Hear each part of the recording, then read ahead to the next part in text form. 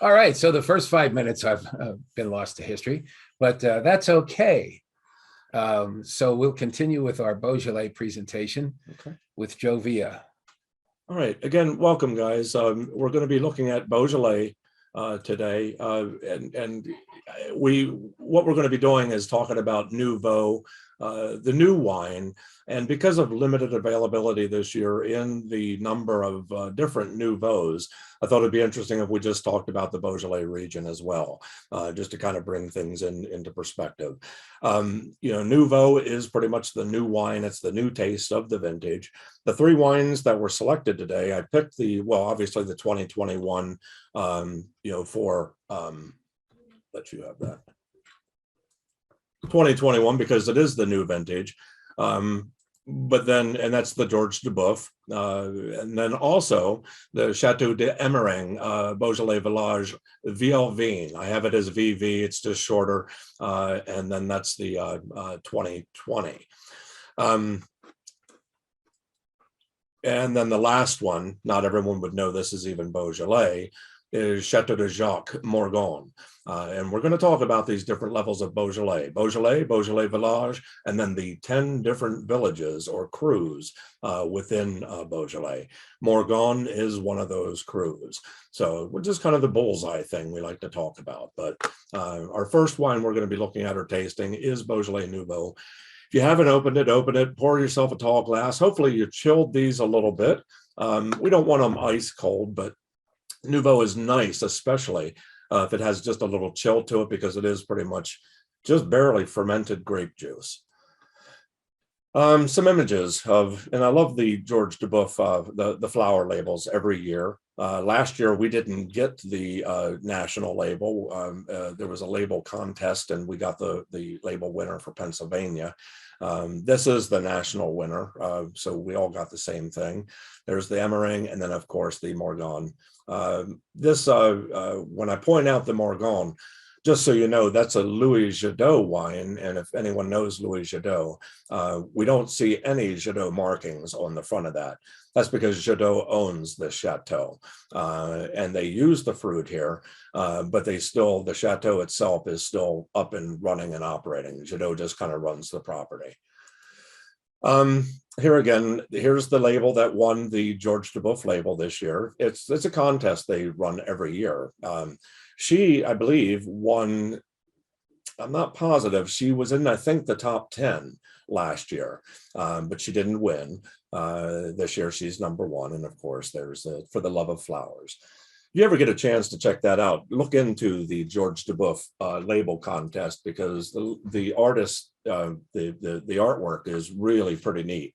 And I would imagine pretty hard to decide, which one they would want to represent the label for that year. But George Duboeuf has always been known for the flower labels. All right, so let's get into talking about Beaujolais here a little bit today. Now, we're going to be zeroing in on France, zeroing in on, well, dare I say, Burgundy, the southern part of Burgundy, or just north of the Rhone. But let's bring us over to Europe, into France. And you know how I love my arrows, that we're going to be just around that town of Lyon, just north of. Beaujolais location. It's in eastern France. You guys have the maps here. And I want to say that again, also that prior to this, we did send out PDFs of all the regions and the maps and all that. Hopefully you guys take the opportunity to print some of that stuff off, because I am duplicating some of that stuff here, not everything, but it is a helpful reference. Location here, again, eastern France. It's south of Macon. Macon is your most southern Burgundy or region in Bourgogne. I say Burgundy proper before you get into Beaujolais. North of Lyon, Bourgogne region is north. And I say that because as I say Burgundy, whereas we think Burgundy as a whole includes Beaujolais, anymore today, the thought is, Burgundy is what it is, Bourgogne, but Beaujolais makes a different style of wine. And I know legality, they are still technically Burgundy wines, but I like to kind of keep them separate, even in my own mind. And the Rhone region is south, due south, actually. Our first wine that we're going to be trying is the Beaujolais Nouveau. This isn't Beaujolais Village Nouveau. This is Beaujolais Nouveau. Beaujolais as a region is in the southern part and connects pretty much with the Rhone. Vineyards along the Saône River. And here's where I want to just kind of point that out. If you look at where the arrow is pointing in that deep purple area, the red north of that is Bourgogne or Burgundy. The light purple area south of that, just due south of that, is the Rhone. So Beaujolais is pretty much going to butt up against in the north Burgundy, and then in the south the Rhone. Where this Nouveau comes from is in the south of Beaujolais, right where it butts right up against the Rhone, and is in the way of thinking climate is a little bit warmer. So more geography. I've pointed this map out to you guys before, the Massif Central. It's pretty much the central point in France, and all wine regions pretty much are going to be around this massif, this huge, and again, this is geography. Burgundy, as I keep pointing out or asking, is it Burgundy or Bourgogne? We anglicize Bourgogne and say Burgundy. But when you see a bottle of Burgundy, it's usually Bourgogne Rouge, Bourgogne Blanc. Rarely are you going to see that term Burgundy. That's us kind of twisting that. Beaujolais is in the south, or the southern part of what we know as Burgundy. And again, just butts up against what would be the Rhone, even further south of that. Beaujolais as a region is only 34 miles long, only 7 to 9 miles wide, not that big. There are nearly 4,000 vineyards. Most of those, though, I'm going to suggest are probably in the north, where the finer appellations or growing areas are. 2,000 wine growers and 61 square miles of vine growing area. Excuse me. There are 12 designated AOCs in Beaujolais. Does anyone know what an AOC is? Now, I throw this out there because not everyone understands or knows French wine law. When we say there are 12 AOCs, an AOC it refers to Appellation d'Origine Contrôlée. What that means is a specific area for grape growing, a specific designated area for grape growing. And within that area, grape variety, how much you can grow, how much you can harvest, just pretty much everything about that is designated within that designated AOC. And what you're going to see here, we're going to discuss is the three primary AOCs in Beaujolais. I say three, there are actually 12, but I say three. The broad appellation is just Beaujolais proper. If you look at the map on your right, the map on the right, that light or that olive green area in the south, that is Beaujolais. That's the AOC Beaujolais, or anything in that color, and even if you see it extending into the north. Then there's Beaujolais Village. Beaujolais Village is going to be up in the northern section, pretty much going to be that darker green areas, okay? And then our last is going to be what we refer to as the crus, or the villages. There are 10 of those. Now, I only put Morgon on there because of the 3 wines we selected today, the last wine is a Morgon. So just to rehash this, regular Beaujolais is only coming from the south and/or certain areas up there in the north. It's the lesser vineyards, I'll say. Beaujolais Village is going to surround the villages in the north, and then your cru Beaujolais is going to come from those villages in the north. And more specifically, it can come from a vineyard from those villages. So what is a cru? It's a vineyard or a group of vineyards. So when we say our last wine is a Morgon, you're not going to see Beaujolais on the front of it because it's already assumed. We already know that Morgon is coming from Beaujolais. And as I said, there are 10 of those crus. Now, we're not going to talk about 10 of them. We're only going to talk about Morgon just to keep it focused here today. But Beaujolais is the broad coming from the south, Village coming from primarily the north around the villages, and then the 10 villages. Here's the map I did send out. This is from the Beaujolais folks, and they're not always the best of maps, but I think this does get the picture across, you know, with if you follow the colors clearly, and then on the back of the map, it does break down the individual, what Beaujolais is, what Village is, and then the differences in those crus, because absolutely every one of those villages is going to produce a slightly different wine. Here is another map that is put together by Louis Jadot. Now we're having George Dubouf today, but this is Louis Jadot, the producer of our last wine. Even though I said it doesn't show up on the label, Jadot owns this chateau, this Morgon property. So hopefully you get a chance to print these things off and look at. But Chateau de Jacques is what we're having, Chateau de Jacques Morgon. I don't want to overcomplicate this, but you know, Chateau de Jacques Morgon, Louis Jadot makes one more, and that is a single vineyard from this property. And it would be about, well, 2-3 times the price of what this wine was. I think this retailed at about 25. I think the Côte de Pie from this same vineyard would be probably about $60 a bottle.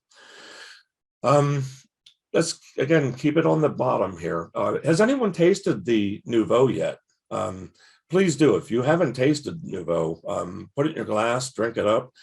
This is one of those that you're supposed to have some fun with. Don't take it too serious, guys. This, like I said, is pretty much just fermented grape juice. There's not going to be a whole lot of detail we're going to get into, except for I want you to understand that this is Beaujolais Nouveau, but you could also have Beaujolais Village Nouveau. And on top of that, you could have a Cru Nouveau. We don't even get close to that in Pennsylvania. We only get that Beaujolais from the very south. So what we have again is just the Beaujolais AOC from the south Nouveau. It's just barely fermented grape juice. I love the smell of this. Gamay is the grape, and it's just over the top with fruit, and I say grapiness, but that's almost too simple. Raspberry, all kinds of berries going on. I just love the aromatics of Gamay. And again, I just picked this one little slide out just to point out that AOC Beaujolais is a regional appellation. It's pretty broad and it does cover quite a few communes. So when you see just Beaujolais on your label, like this one does, it says Beaujolais, it doesn't say Village, doesn't have anything else, just Beaujolais. It's going to come from that southern area. Don't think of complexity. Certainly don't think of aging this wine. This is just to be consumed young and fruity. Now, just to re-discuss some of this, you know, the soils of Beaujolais. Here's a map I have. This is from last year's, actually. But Beaujolais as a region is divided from the north and the south. And as I've just kind of been letting you know that the wine we're having, the Nouveau, is a Beaujolais. It's not a Village. It's not a Cru. And regular Beaujolais comes from the south. So when you're looking at this map, if you see those yellow areas down at the bottom, that's where this wine comes from. And it's pretty much divided by the Niserand River, anything below that. Or at the town of Villefranche-sur-Saône. Ooh, she said that. Let's do that again. Villefranche-sur-Saône. I don't know if they can hear that because we didn't set it up to share sound. I see. I didn't think we had sound. I see. But Villefranche-sur-Saône. It again separates the two soil types. As a general, just looking at that big broad map, those are geographic indicators. If you were to zero in, you would see that there are things in place that actually do separate broadly those soil types. Oh, we heard from several people that said they did hear that sound.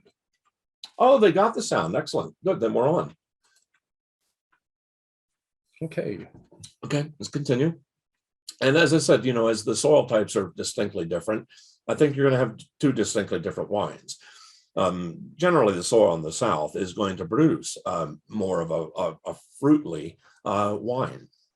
When we get to the north, you're going to see there's way more in the way of mineral component. But here we're talking primarily marl and limestone. The villages and the crews in the north are going to be more granite and schist. So do you see what I'm talking about? The wine we're having right now is going to be more based in the marl and limestone. The next two wines that we have, Village and then the Cru, are going to be more the granite and schist. And that's what I want to see if you can notice a structural difference in those wines. Where this is a wine I'm encouraging, chill it, throw it back, don't take it too serious. The next two wines, I want to see if they, if you can taste a difference, that we can actually be stepping these wines up. We should probably mention too, if we haven't already, that the grape involved here is the Gamay grape. Gamay. Yeah, I did mention a little bit ago, and I love the smell of Gamay. Not Pinot Noir. And as we did mention a little bit ago, you know, this is technically Burgundy, but Burgundy proper in the north is going to be Pinot Noir.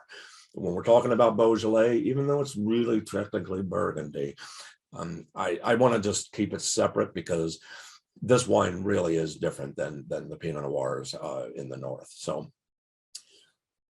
here again, just circling, kind of giving you an idea where on the map that division is. And if you know anything, or if you see, look anything further north of where that circle is where the Village and the Crus are going to be located.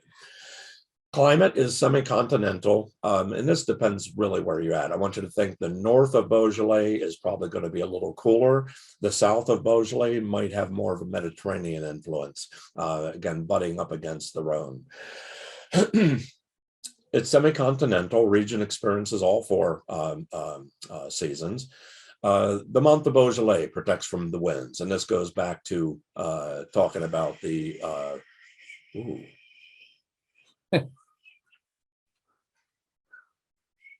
Can you all hear that? Whipping through your hair? Yeah. Hopefully you can hear the wind. Oh man. Okay. Now I have to comb my hair. Keep in mind there is wind here, and again, their location here at the base of the Massif foothills protects from those winds. As I said, if you're in the south, you're probably going to see more of a Mediterranean influence. The wine we're having here, the Nouveau, is Beaujolais. It comes from the south.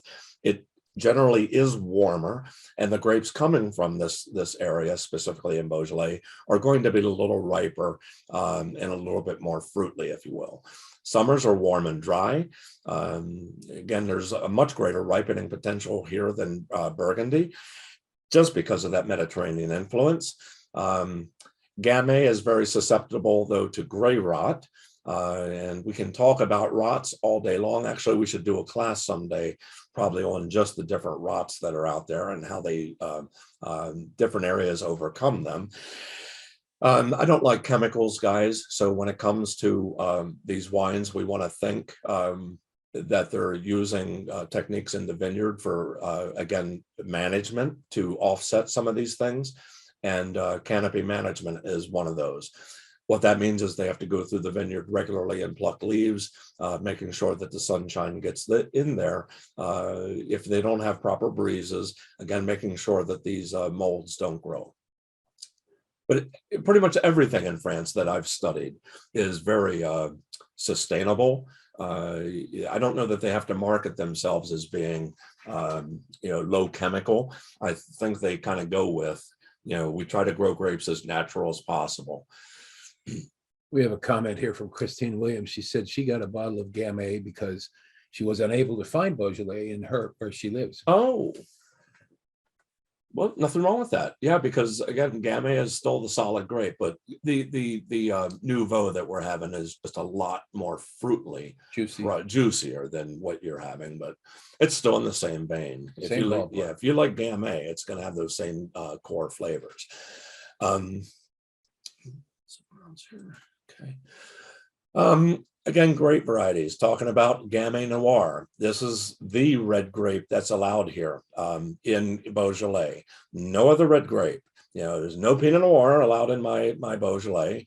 And depending on how far south you go, I did mentioned to you that it butts up against the Rhone. And sometimes it was talked about that some of those Rhone Syrah grapes might make it into some of the Gamay, into the Beaujolais in the south. I don't know that that's true, but just keep that in mind. Gamay is the only legal red grape here in Beaujolais, and it's used for reds and rosé. Funny, we didn't get any rosé this year. No, we didn't. No, normally we see George Dubouf rosé too, but no rosé. Wasn't there an effort one time by one of the kings to actually stamp out Gamay? Yes. There was quite some politics. Gamay makes up 90%, yeah, but that's why I say today I kind of think of, even that might have some reason why I even think of the difference between Burgundy in the north and Beaujolais being Gamay. But Gamay is 98% of the production here. It ripens earlier than Pinot Noir. Again, a little warmer here, thin-skinned, easy to farm, grows well in granite soils. So even though what we're tasting here now in the Nouveau it's when we get to the Village, and especially the Cru, is where we're going to be getting into the granite and minerality and more structure in the wine. Granite soils here it's associated really with the region, and especially the north. We talk about the flavors: bright raspberry, cherry fruit, black pepper.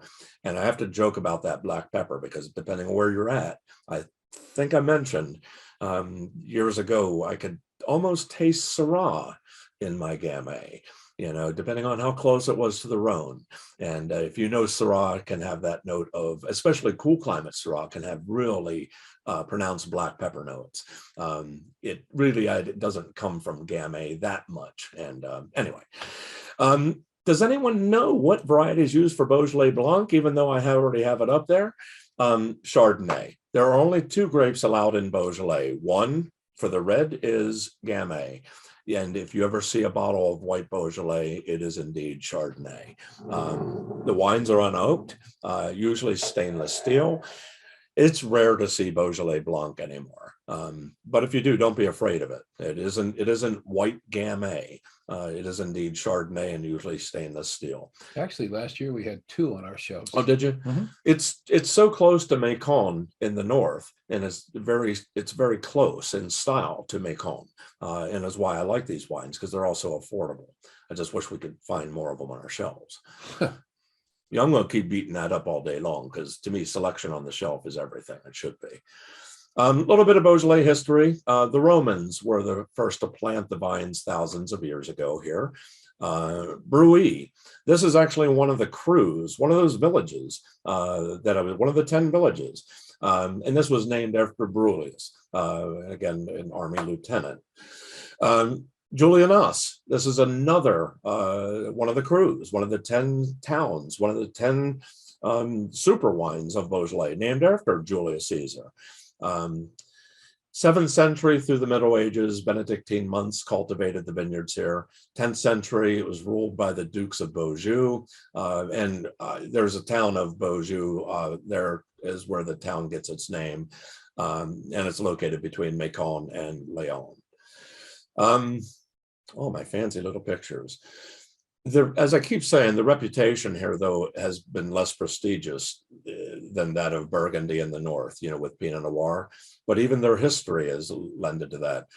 It's always really believed here to be making a lower quality wine. I don't want to think it's lower quality. It's just different application. What are you doing with it? And I can have just as much fun with this glass of Nouveau.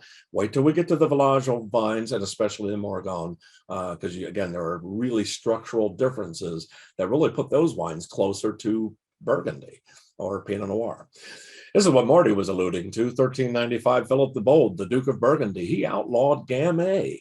He was so opposed to it because, again, he liked the Pinot Noir. And why today, I think a lot of this has been, rolled over into, even in my mind, it's labeled a bad and disloyal vine, bad Gamay. But is it, and this is why, so many people say it doesn't age. It's really limited in its purpose. It's candy wine. I've heard all these things. It's so untrue. I mean, it has application. Have some fun with this stuff, guys. Beaujolais should not be taken seriously, first of all. Beaujolais as an AOC. Appellation d'origine contrôlée. Remember, as an appellation, it was recognized as a wine growing area first in 1937. Nouveau, AOC, was passed in 1985. Yes, Nouveau is its own AOC. But I say that in the way that it also has to state Nouveau. Is it Beaujolais? Is it Beaujolais village? Or is it from a single cru or village? It still would have to indicate. You can't just say Nouveau. And pretty much just says here, you know, under the AOC wine regulations, wine released in the year the grapes were harvested must be labeled Nouveau or Vin de Premier. Now, last year we were fortunate enough to actually have a Vin de Premier. That was from Peter Wygant, I think. That was one of the, I think a Wygant selection. Yes. And so some stores, I think, still have that wine out there on the shelf, oddly enough. I believe it's clearance, yeah. And again, we know Nouveau. It's released the third Thursday in November. We're doing it we're doing our tasting today. It was just released on Thursday. Stores are selling it pretty good. I was just in the stores earlier today. Seems to be moving. Don't keep it beyond the new year, though, guys. This is one of those things that I don't keep Nouveau. I wouldn't drink Nouveau beyond, 6 months out. I mean, beyond that, I mean, it just isn't worth it. I can tell you that the central region only got 60 cases. And that's a good thing. Sell through it. And my store got 10 of those. That's because you can sell it. And it's all gone. Yeah, you can sell it. Some stores only out there got maybe one case. And, so anyway, if you like Nouveau, get it while it's hot, because it doesn't look like we're going to have a whole lot of it out there, but you really shouldn't have. Again, Nouveau is the new wine of the vintage. In the past, we used to say, it's going to be the indicator of the vintage. I hope not, because they're saying 2021 was a very combative vintage. Oh, I love that word, combative. Ooh, I don't know exactly what that means either. Well, again, if you've been following the news over the last year, France hasn't had it easy. Now, specifically here in Burgundy, I think they have had their damages and they're beating up, but I think we're seeing more probably problems in shipping right now than we are from. So whether they made the wine or not might not even be an issue if we can't get the stuff here. So does the new vintage really indicate quality? I never let it drive me because, again, I see big differences. What we're tasting here in this fermented grape juice doesn't always translate into the higher level wines. It just doesn't. It can be a solid sign of, hey, this is good juice. And in theory, so should that be. But I don't know that I would put all my eggs in one basket there. So yeah, typically it's just meant for the celebration. Yay. Yeah. Distribution. How was this introduced to the world? Hey, right there. It originally relied on rivers and waterways. France is made up of local waterways. And pretty much in the beginning, that's how it got everywhere, or how things moved. Then in the mid 1800s, enter the railway system connecting Beaujolais to Paris. And pretty much from that point forward, it got introduced to the world. Once it hit the international market. Beaujolais became fashionable in bistros here in the 1950s and the 1960s. And I want to say here, I want to thank New York. You're more in international markets in this country.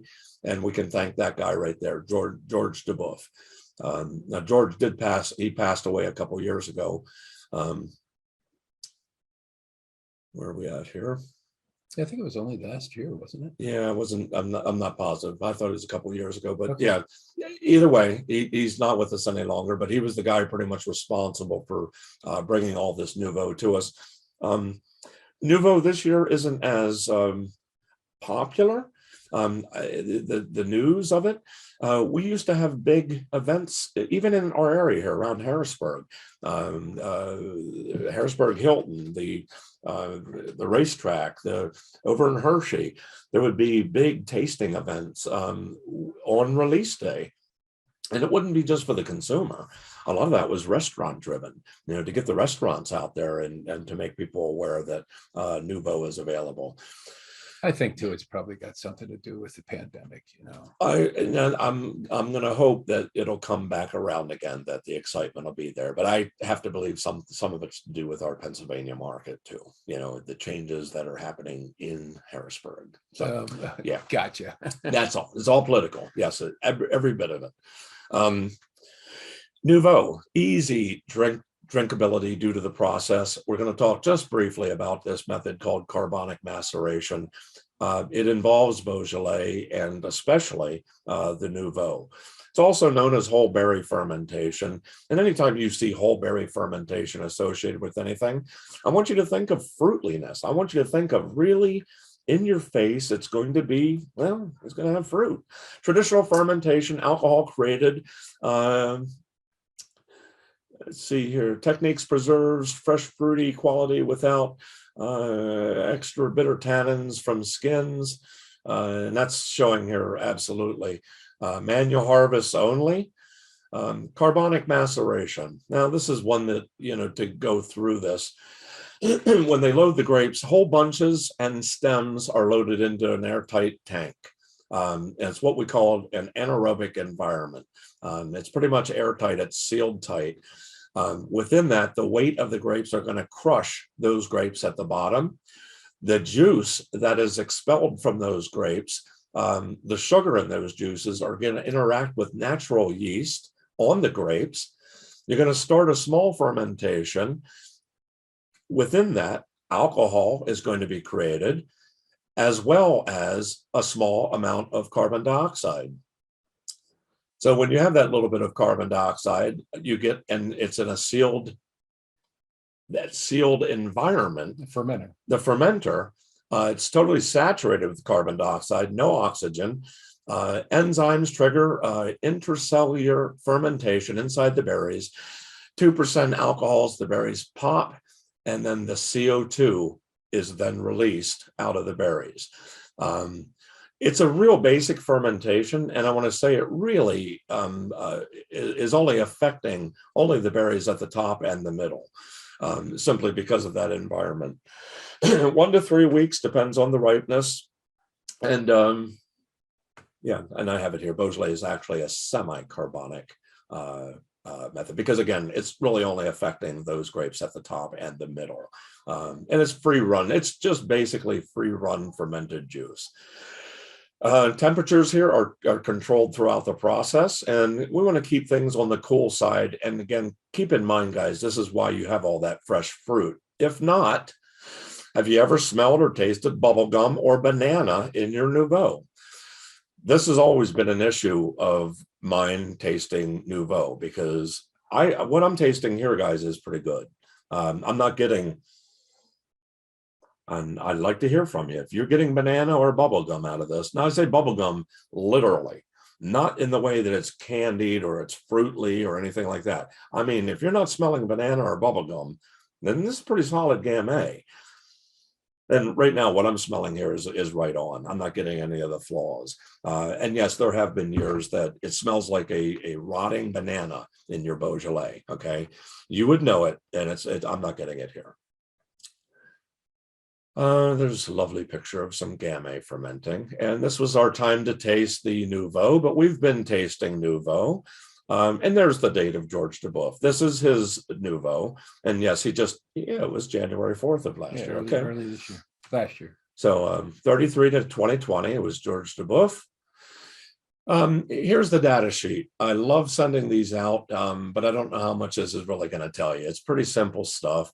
Your Beaujolais and your Beaujolais Nouveau are going to be your lightest in alcohol, generally 12.5 alcohol. As we go up the line, as we go into Beaujolais Village, I want you to increase that by maybe a half a point, maybe a full point of alcohol. When we get to the village wine, to the Cru, again, increase that by another half of a point or maybe a full point of alcohol. Because with each of these wines, we're going to be picking up intensity. This is the Beaujolais Nouveau. Again, I stress it is not Village, because George Duboeuf does make Beaujolais Village Nouveau. And that would probably be about $5 more a bottle. But to keep things cheap in PA, what is this, $14.99? To keep the $12.99. oh, $12.99. So to keep things cheap, they just go with the broad Beaujolais. 2021 Beaujolais Nouveau, garnet color, violet. You see it's pretty straightforward fruit descriptors here. But again, without getting into all their fluffiness, I can smell this and tell you kind of the same thing, that very floral, easy berry. Keep that chill going on that stuff. It has acid, barely has some tannin, but drink it up. Easy stuff. I'm going to let you guys read through the winemaker notes. This is all the technical stuff, but not to get into too much of it. As I said, this is coming from southern part of Beaujolais.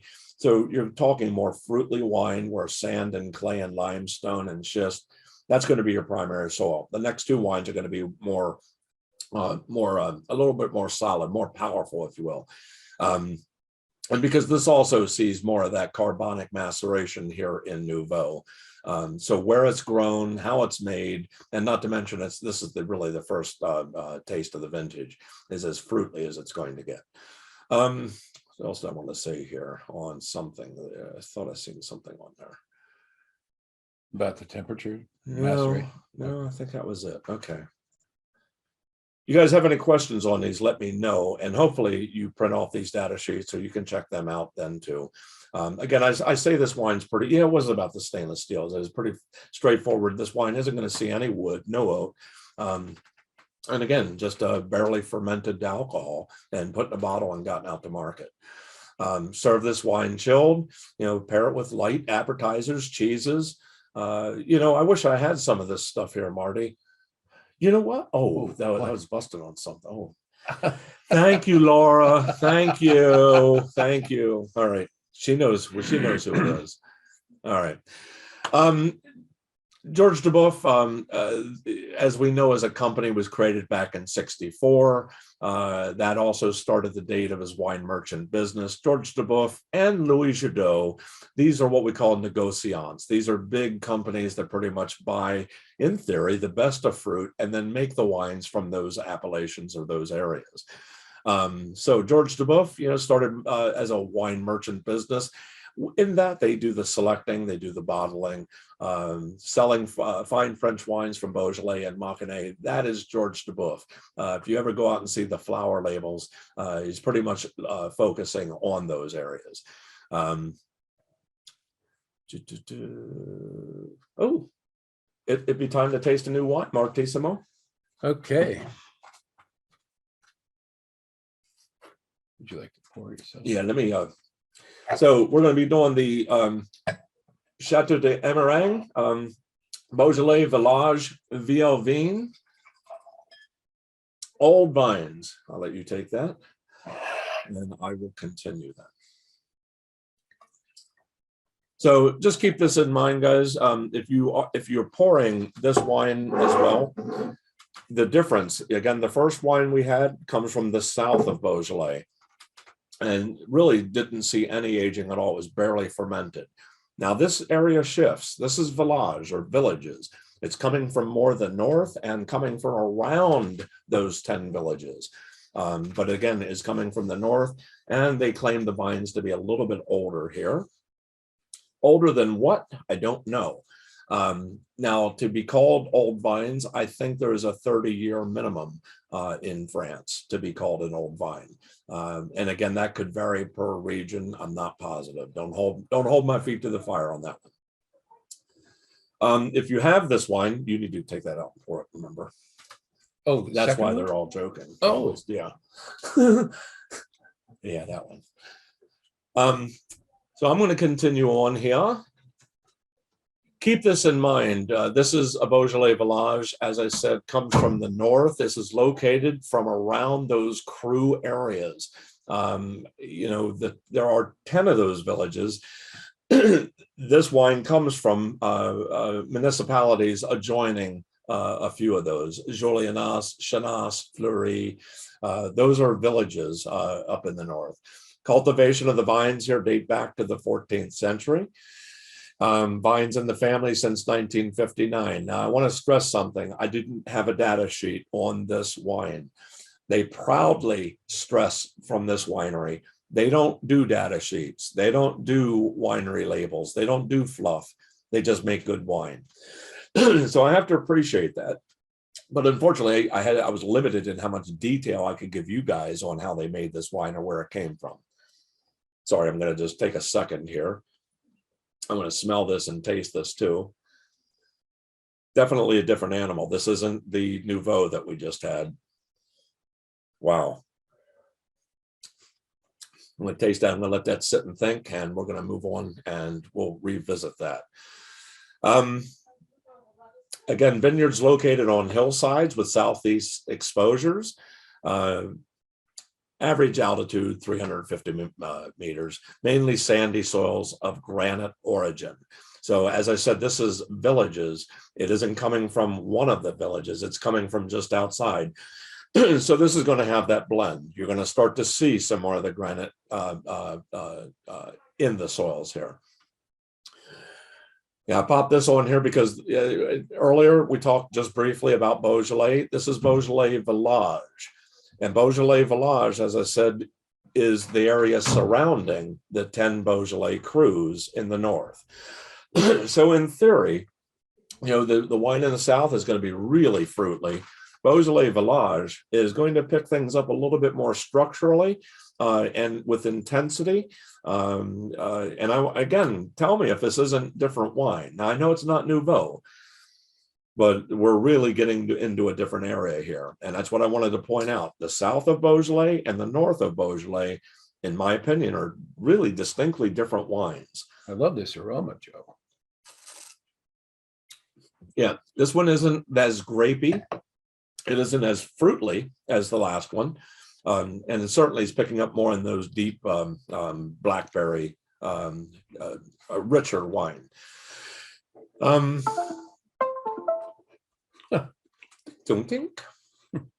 And some pictures, of course. I told you I could find very little on this wine.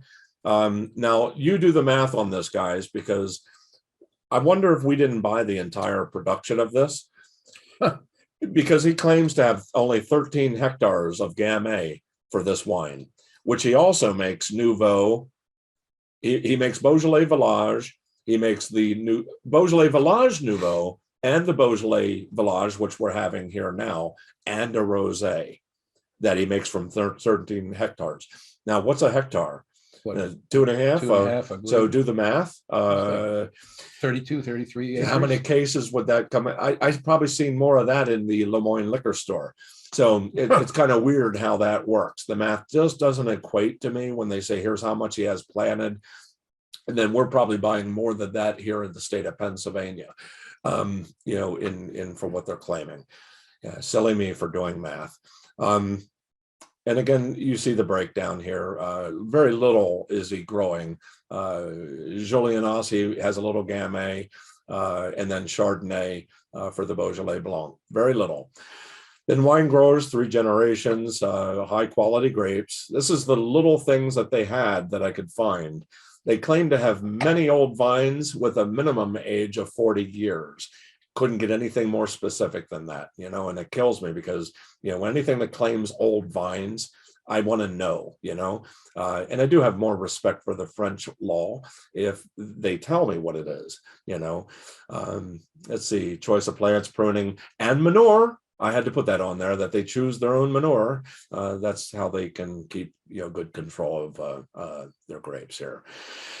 Okay. Yeah. Of course, if we were in California, old vines is 12 years old, right?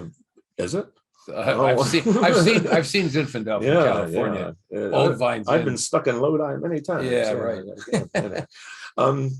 Temperatures here again, they're using for temperature controls in the fermentation. Now, this is a different wine. And I'm not getting as much of the fruitliness out of this as the last wine. This isn't Nouveau, I understand that.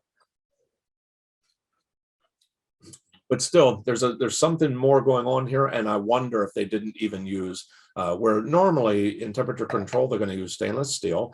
But I'm wondering if this didn't see some neutral oak after that, maybe just a little bit, because there's something else here that I'm detecting. And again, they have respect for traditional vinification, just going back to whole berry fermentation. All right. All right, so what we're going to do, it's time to taste again. I was going to say, we're probably moving right along onto the third. Who's drawing on our thing? I don't know. That's been there the whole time. No, they keep adding things too. You see the little, it Yeah. started with this, but Yeah, the little Nouveau gremlin. All right, so now we're going to talk about Morgon. all right. All right, guys, we're going to be moving on to the Chateau de Jacques Morgon. So where we started out in the south in Beaujolais, we moved into Beaujolais Village in the north. And again, I hope you've seen structurally a difference there. Now we're going to take this one step further. And I tried to point out the vintages also. If you notice, the Nouveau was 2021, the brand new vintage. The Village was the 2020. And probably, again, just barely seen any kind of aging. Morgon, this is 2019. This just came out. So, you know, without looking at the specifics, and I really didn't look at the specifics, this may have seen some neutral oak. So watch the alcohol levels on each one of these. This one is coming out at, would you believe, this is at 14% alcohol. That's almost unheard of for Beaujolais. Beaujolais, regular Beaujolais usually is 12, 12.5. Village, you might get into 13, 13.5. Cruise rarely push 13.5. We're into 14. That's usually indicating a really solid vintage, a good ripeness. Yeah, the last one was 13.5. And what that probably would indicate is, for this level of wine, will probably age. You know, the Nouveau wines, you don't age. Even the Beaujolais Village, I don't know that it would age very long. These Cru Beaujolais, generally in a good vintage, 5 to 6 years easily after the vintage. So while Marty is getting poured, hopefully you guys also have the Morgon. This is the most expensive of the three wines we're having today. I think this comes into the mid-20s. You can find Morgon on the shelf out there if you like chairman selections. There is one out there at $12.99, but let me just put a red light on that. If anyone has seen the Morgon chairman selection at $12.99, $14.99, I forget the price. Just beware, it's reviewed by the Wine Enthusiast, but Wine Enthusiast is the only publication in this winery's existence, I think, that has ever reviewed the wine. It appears to me that the winery is in like cahoots with Wine Enthusiast. And that's another Morgon. That's one that's on the shelf. I didn't pick that one because it was too suspicious. This wine here, I know Chateau de Jacques. I know Louis Jadot. And this wine is again, in the reputation of it, is going to show the typicity, the more typical likeness of what the appellation really should reflect. As I said, you know, Chateau de Jacques is its own territory, but Louis Jadot purchased the property and now runs the property. And I did send these maps out. This is a Cru map, or a map of the single village of Morgon. Morgon, Côte du Py. Côte du Py. Now, if you're looking at this map, I want you to, if you can look down at the bottom of this map, there's a green area. That green area is Côte du Py. It's the premium area of Morgon. This particular wine, we could get a single vineyard wine from Côte du Py, but it would be about 2-3 times more. The wine we're having is actually a blend of, oh, there we go, I have it all circled out. The wine we're having is actually a blend of Côte du Py, and then 2 other vineyard sites right around the town of Morgon.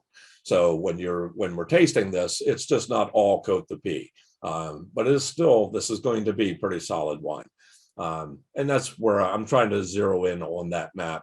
And it says Côte du Py, it's PY. If you ever see Côte du PY, it's not pie, it's Côte du Py. And Côte du Py is your premium appellation. It's zeroing in on the appellation here. As I said, the Chateau de Jacques Morgon is a blend of 3 vineyards, the Côte de Pie, Bellevue, and the Roche Noir. I had them circled on the previous. I'm going to take a taste of this wine. How are we doing time-wise, boss? We're doing fine. Good. Now I'm smelling this and I'm getting more of a roasted character. I'm not getting so much of that fresh berry or definitely more of an earthiness here coming through. Smoky, a little earthiness. Got the smoke, yeah. And that's why I said this wine, without looking at detail, may have spent some time in some used wood. This is the best of it. Now this is Gamay, guys. And I want you to see Gamay going from that first, Nouveau, and now going into this. I could put this up against some Pinot Noirs out there, guys, that it would stand its own, As I said, this comes from 3 little sub appellations here in Morgon. Côte de Pie is your premium. There's only 13 acres here, but they use some of that to go into this wine. It's planted on pink granite or diorite. I think Laura can probably tell me all about this stuff. Depth and alteration of soils will vary, again, depending on the vineyard and depending on where we're at on the Côte de Pie. Vineyards tend to be on the southeast, east-facing slopes. The Roche Noir, 14.5 acres, and this is hard black schist. How many hectares is that, Joe? Well, let me do the math.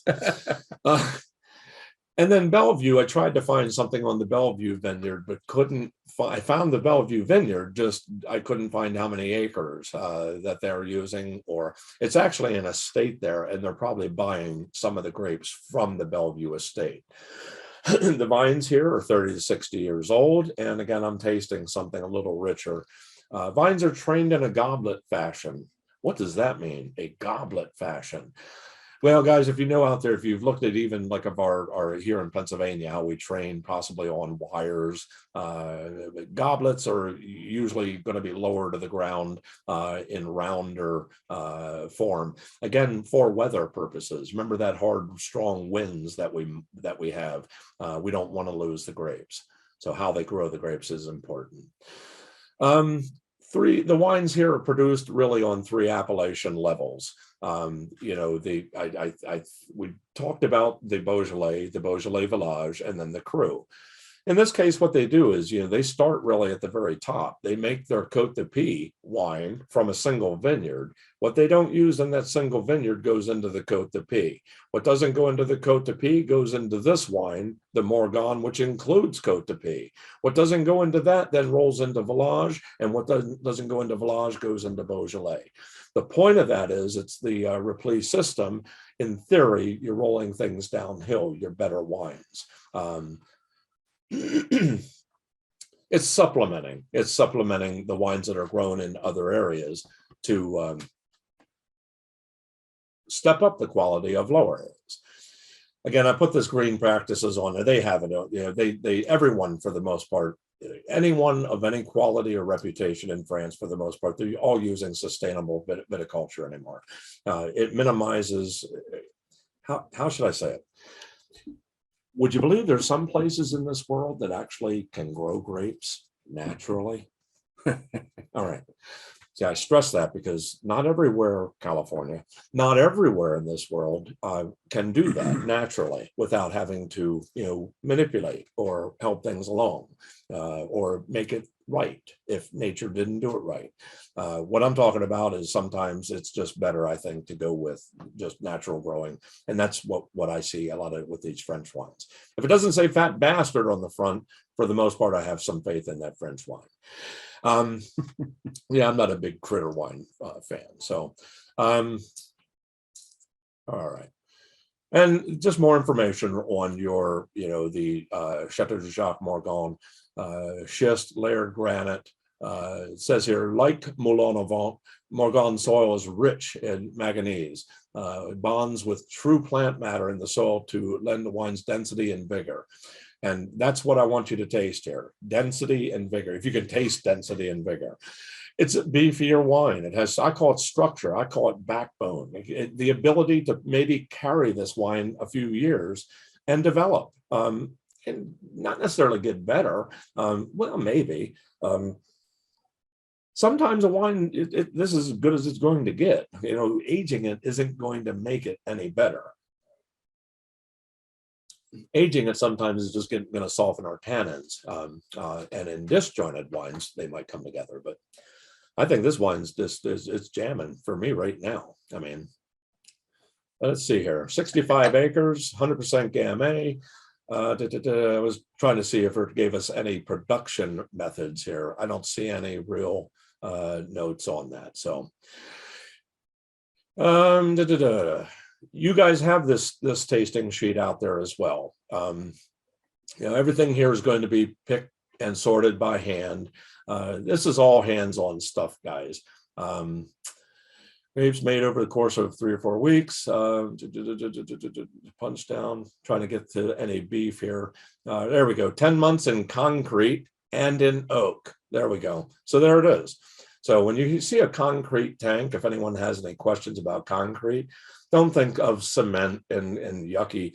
Concrete is old traditional methods of aging, usually below ground, usually might have a porcelain like lining to it, and it doesn't impart any flavor. What that does is allow for natural, you know, before temperature control, you know, stainless steel tanks, they could put the wine in below ground in those concrete tanks and still maintain a cooler temperature in the fermentation. So it's just more traditional fermentation. Let's see, story said what's it say? New oak, 1, 2, 3 vintage old barrels. So you see there's a formula here, what they're using even in the oak. And then there's even 3 different forests, 3 different types of barrels that they're using in this formula. So yeah, this is a little bit different if you look at the structure and the building of each one of these wines. And this is just kind of just discussing the vintage of 2020. This is the 2019. But anyway, I'll let this up to you. You reading that? You okay? I'm fine. Okay. I'm ready. All right, let's roll on here, guys. I'm going to leave this up to you to kind of plow through, talking about all the specifics of. But I do want to talk to you about what would you match this with. Now we're talking about food pairing. We haven't really talked about food pairing on any one of these. The first wine, I would have kept it simple. I think we did say just, you know, light, you know, appetizers. Second wine, you're going to pick it up a little bit in pace. This one here, I certainly would have with a piece of meat. You know, this one here, if you, although I'm enjoying it just the way it is. But this is more powerful if you need something to stand up with, something a little bit more. Party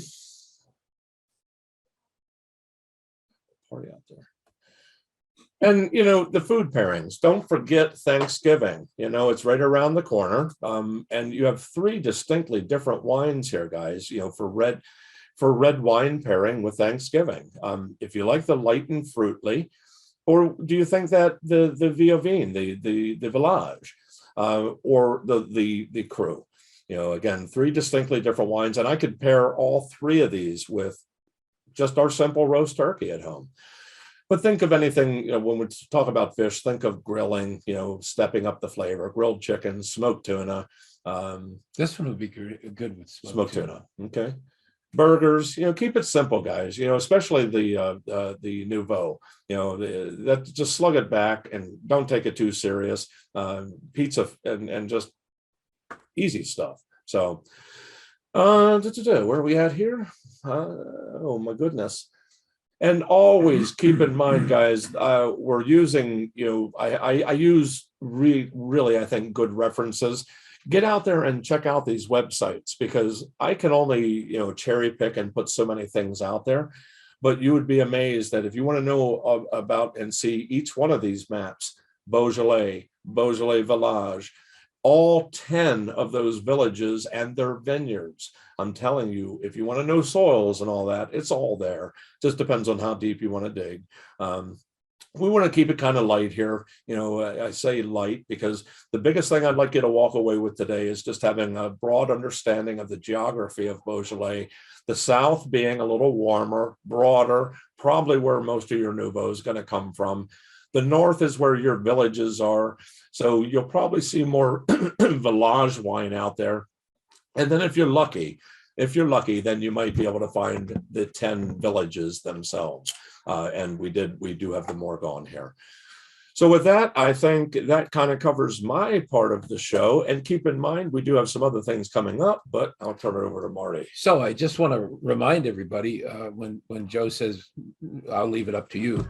When we sent this announcement out, there were attachments, and please go back to the announcements and click on the attachments and look at them and print them out for future reference. There's a lot of good information in there that he takes a lot of time to compile. So it's free stuff, and again, I can't put everything out here, guys, and I'm not sure exactly what your level of interest is. But please tap into it and see what you can find.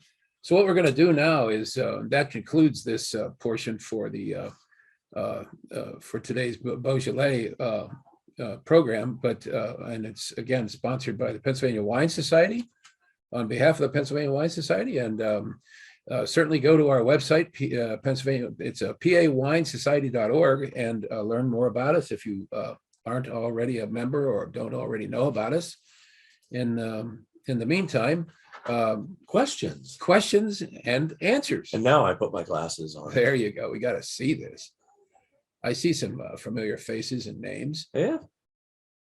There's Gary. Would anybody like to take a stab at anything? Do you have a question about anything we've discussed today? And well, first of all, if anyone's had all three wines, did you have a favorite? I'd like to hear, because again, somebody said something. John. I had all three of the wines, and I like the last one the best. Yeah. So I did too. The middle one, I got and I know what I've smelled it before in wines, and I don't remember what it is. It's like a little gasoline smell. What is that? When you smell something, it feels like fuel. When on a wine. I didn't get any petrol. I didn't get any petrol. Okay, yeah. Not at all. I got that on the middle one, yeah. There's some earthiness or something there. I do understand. Yeah, there's something. It is, yeah. Weird. More earthy than the others. Uh-huh. Yeah. The last one, the only place I found was in Hershey, at the Hershey store. Yeah. Yeah, the last one's going to be the most limited. And if you heard me mentioning there's a Chairman Selection Morgon out there, just take it with a grain of salt. It's, I think, $12.99. But as I said, Wine Enthusiast is the only publication that has reviewed it. I was going to use it today, but when I couldn't find anything else on it, that kind of scared me, where I knew this wine. And I was pretty sure this was going to show well. So. And right now, if you are in Pennsylvania, by the way, there are some good not Nouveau, Beaujolais that are on clearance. So grab them while you can, because they're really rock bottom price. What he's talking about are those. Remember, I told you about the 10 villages. Morgon is one of them. Get out there in those wine shops, because they have a lot of those 10 villages reduced, drastically reduced, and those are the wines actually can age. Those are the wines you can actually buy now, provided they didn't go bad standing up on our shelves. But I have to say, maybe it's my ignorance, but I did not know that.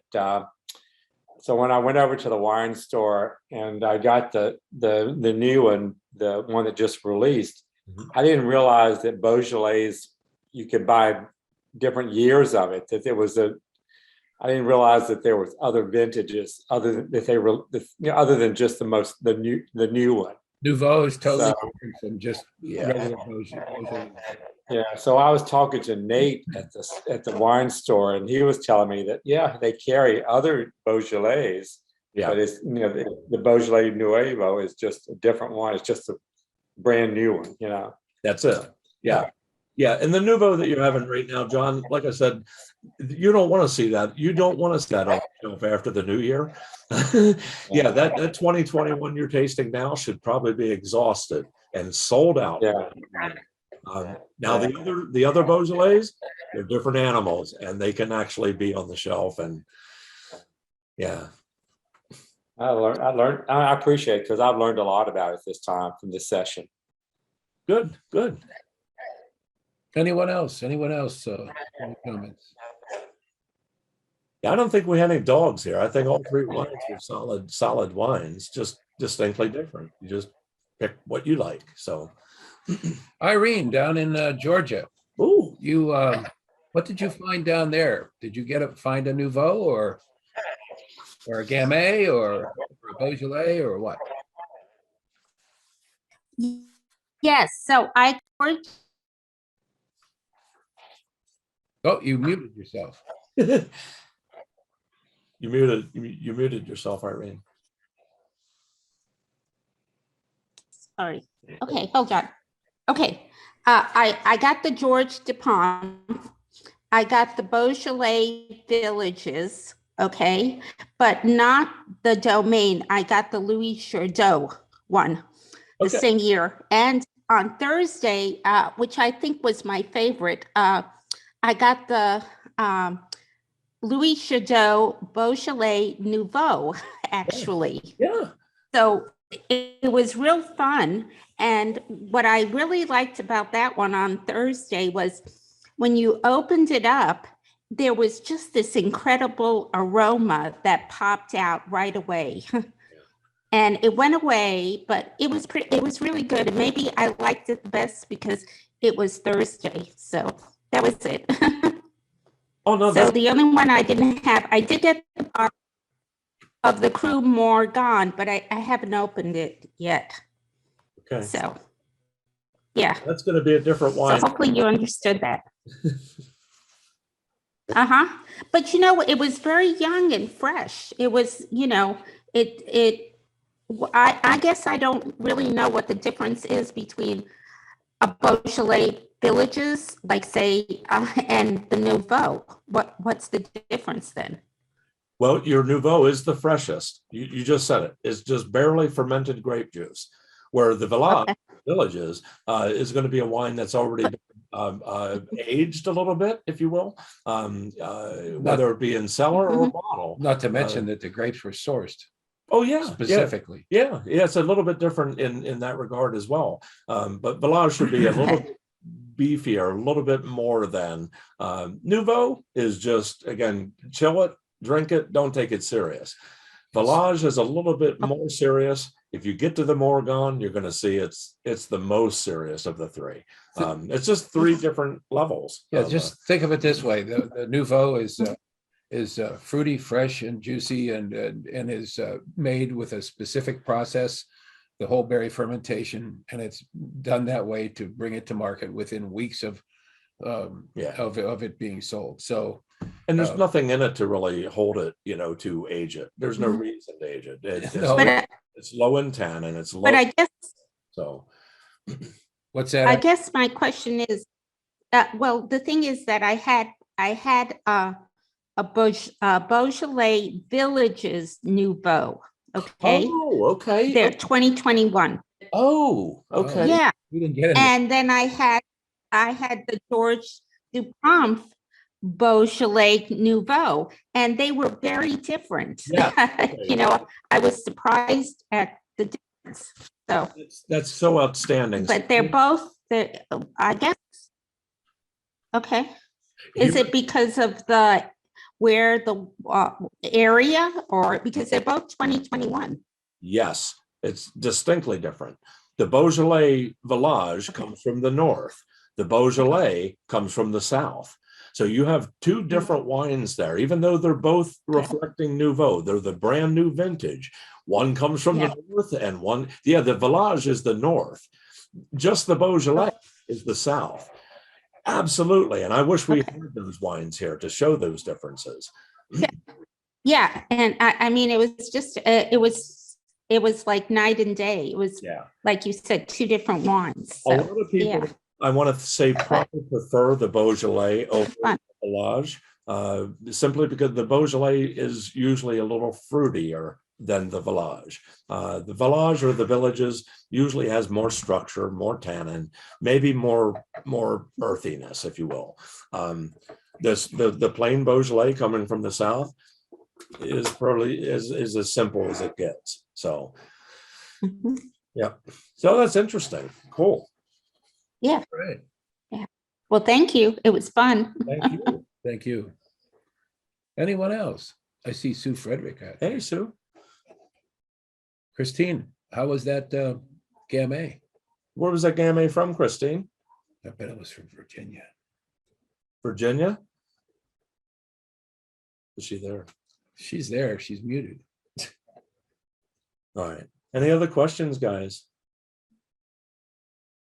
No? Okay. I'm here. I'm sorry, guys. Hey, Christine. It says Vin de France, Gamay 100%, 14.5% alcohol content, Okay. and bottled at F71570-084 for. Huh? Some, I have no earthly idea. Okay. Though the interesting description on it was fun. It says, for centuries, maligned, mistreated, and misunderstood, Gamay was outlawed by the ruler of France in 1395. Some Veneris rebelled, hiding forbidden Gamay amongst the noble Pinot Noir. This is unruly, hand-picked Gamay, bottled without appellation for a wine that's all about freedom. No rules, no restraints, just bouncy and crunchy fruit. There we go. That's Gamay. Yeah. For this project, we collaborated with the designer Marathon Beaujolais, who drew inspiration from the explosive fruit and sense of freedom inside the bottle. And if you want to see a picture of the bottle label, ask Marty to show it to you. I texted it to him. all right.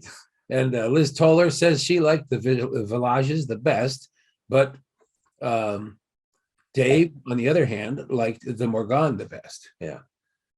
I see him giving us the donkey there. Wow, this is unusual. This is a Nouveau tasting, and people are preferring, in some cases here, the other wines. Wow. All right, cool. Outstanding.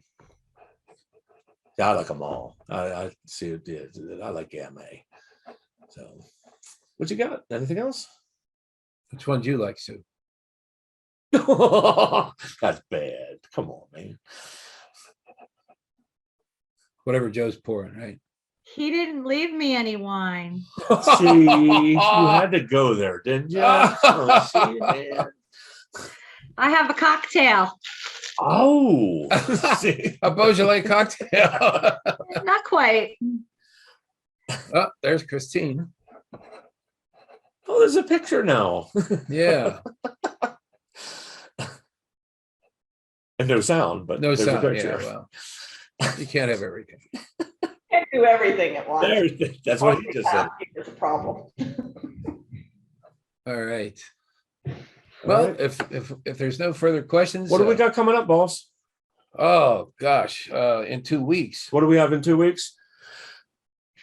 I think it's champagne. No, it's aromatized. Oh, it's wine. aromatized wine. So if you guys didn't get the notice, please look for it. There is, I did send an instruction out, or an instruction was sent out to special order the wines for the aromatized wine Zoom in 2 weeks.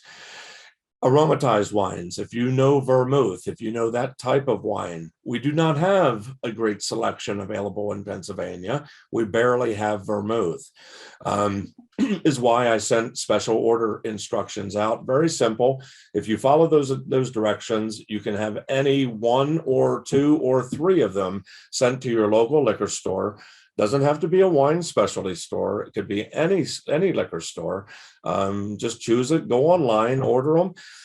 It's going to be more a cocktail hour, guys, because these aromatized wines, we'll be tasting them straight up, but we're also going to see application in other ways. You know, pre-holidays, let's have some fun. including cocktails, Sue.